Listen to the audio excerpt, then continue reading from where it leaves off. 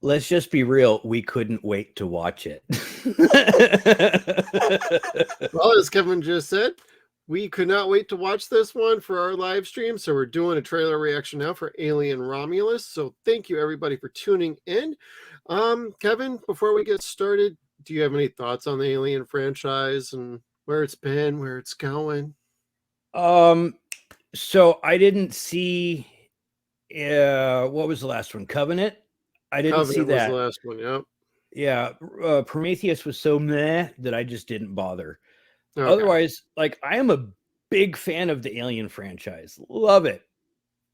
Even part 3, the bastard child that it is.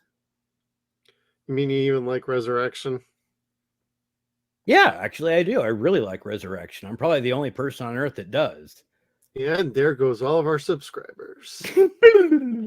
No, I mean, I liked that one because like they used the CG really well, and it showed the aliens swimming, and the tail propelled them along like an alligator's would. It was really neat looking.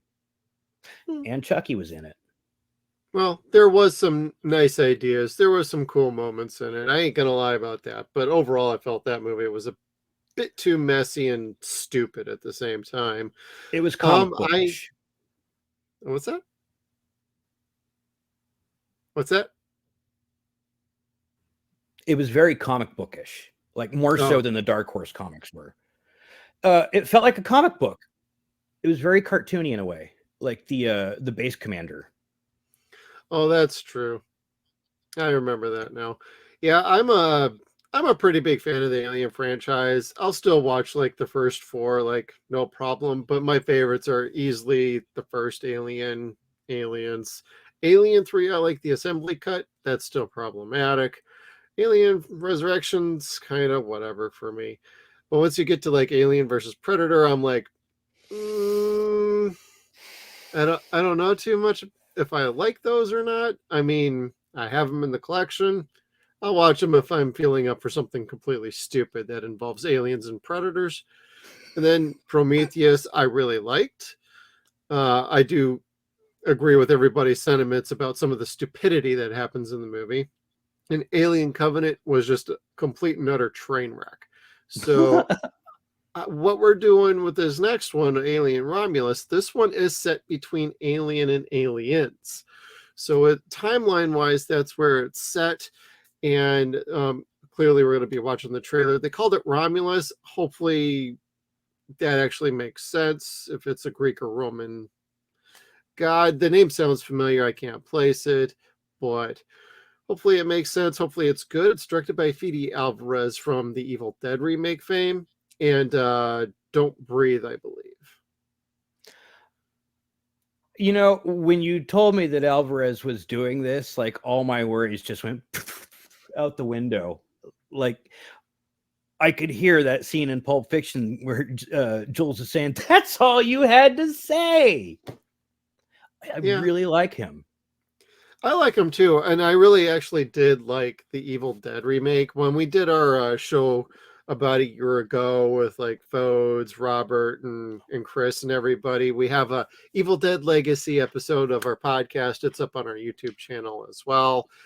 But we talked about Fede and what he did with Evil Dead, and we all really liked it, but there were some things about it that didn't really fit for an Evil Dead film. But ultimately, overall, we all at least liked it enough to want to watch it again and discuss it amongst our little group that we had going. And he's got an eye for gore. He's got an eye for shocks. He's a very good director. I think if he had had a chance to make a second one, I think he could have like really reined it in and given everybody what they really wanted, but in a more modern setting. So it's too bad, but we did ultimately get Ash versus Evil Dead out of that, and that there is nothing wrong with that. Nope. Shop and smart. Those two, Shop as smart. That's right. And eventually those two worlds collide in the video game. So it all works out in the end. Well, the video game went belly up, but regardless. That's very true. I 0-pointed and we're not even on a Sunday. Well, and that's okay. Let's go ahead, get started, and let's kick this shit off. All right.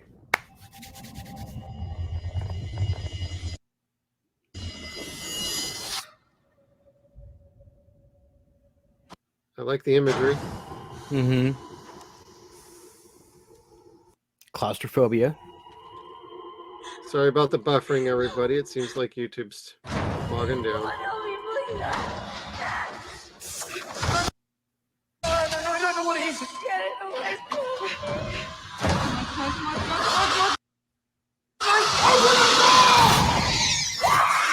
Ooh, nice. Run.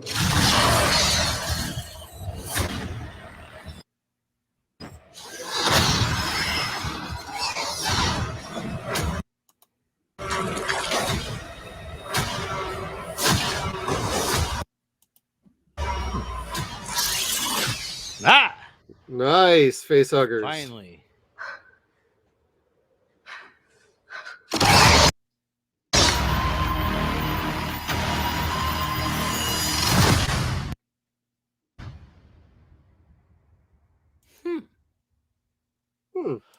That looked pretty good here.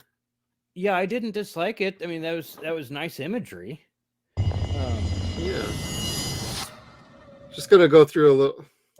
God damn, what is up with fucking YouTube? I mean, most of you who are just watching for the reactions, you've seen the trailer already. But like, I gotta admit, like, some of this is really beautiful looking. Like the sets look more like an actual Alien movie. Yes. More like the original. Yeah.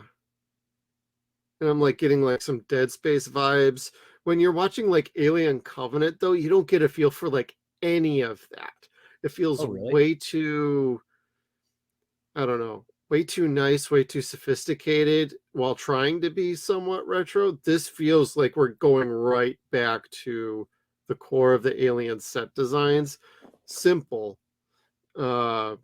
small, intimate. Like we do not need to go all over the planet or anything like that. So I really get that. And I really dig it. Although you don't get much of a scene for the alien creature, though. No, and I'm relatively okay with that, though. Yeah. I mean, we'll segment into it in the next feature that we'll talk about. But a lot of trailers that came out recently like showed basically a very good portion of the plot for movies and Ghostbusters. You don't get that with this, and that's okay because it still left you with goosebumps wondering what happened from the very moment that the lights start to flicker. You see the gore in the sleeping chamber or the cryo chamber, whatever it was. Man, look at those gnarly teeth. That totally feels like an original Alien design. Yes. Yeah. And when we do Alien on 0 Point Review coming up soon, like the imagery is so wonderful on the first Alien. Yes, it's very robotic looking. Oh yeah. But it is beautiful. The mouth, when they came up with that concept, it was a marvelous idea. And Prometheus had none of that. Prometheus, when they were focusing on the space jockeys, that was one thing. When they went to the actual aliens and how the scientists treated that, that's another different story altogether. Fair enough. What I want to see out of this is way more Weyland-Yutani. A lot more of that. Like some asshole like Burke. Yeah. And Amanda Ripley. I know that sounds stupid. It's not a reboot at that point. Well, yeah, I guess it is a reboot. It's getting another character in there that's pre-existing, but you haven't seen her yet. It's not making another Ellen Ripley and making it, some Karen Anderson or somebody like that. Kind of like they just did with The Crow. Yeah, so as far as I'm concerned, I know I'm just having this play as an aside while we're talking over it again,